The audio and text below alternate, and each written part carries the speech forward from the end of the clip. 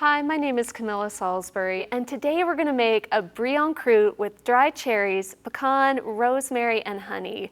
And thanks to Pepperidge Farm Puff Pastry Sheets, it's amazingly easy to prepare. You can find this recipe at puffpastry.com, so you don't have to take notes. Thaw the pastry sheet in advance for about 40 minutes at room temperature. Preheat your oven to 400 degrees Fahrenheit. Then make an egg wash by beating 1 egg and 1 tablespoon of water in a small bowl. Now I'm going to lightly flour the board here, and I'm going to unfold my sheet of puff pastry.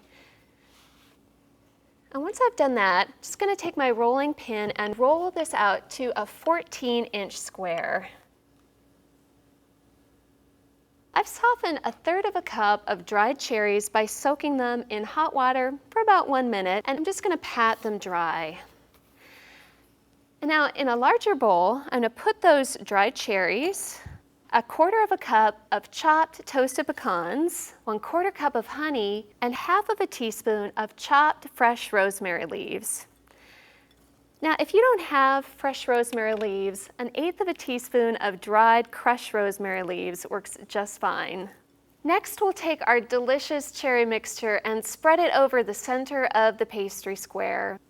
And then we place a round of brie right on top. Then take the egg wash and brush the edges of the pastry. Fold 2 opposite sides of the pastry over the cheese.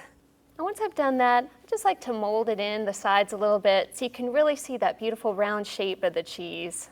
Trim the other 2 sides, leaving about 2 inches remaining from the edge of the cheese. And save these scraps, we're going to use them again in just a little bit. Fold the sides up onto the cheese like so, pressing the edges gently to seal.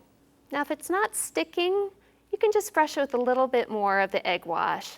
Now simply place it seam side down on a baking sheet and brush all over with the egg mixture to achieve a nice golden color. Now for a finishing touch, we're going to decorate the top with the pastry scraps we saved from earlier. We're going to use a cookie cutter, and just about any shape will do. I'm just using a round today.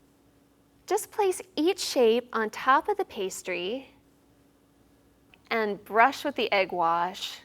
Looks like a little bouquet right on top.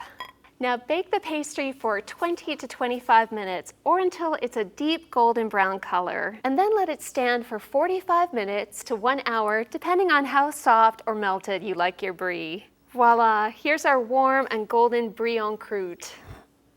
Pepperidge Farm Puff Pastry Sheets really do make it easy to prepare incredible dishes that are perfect for any occasion.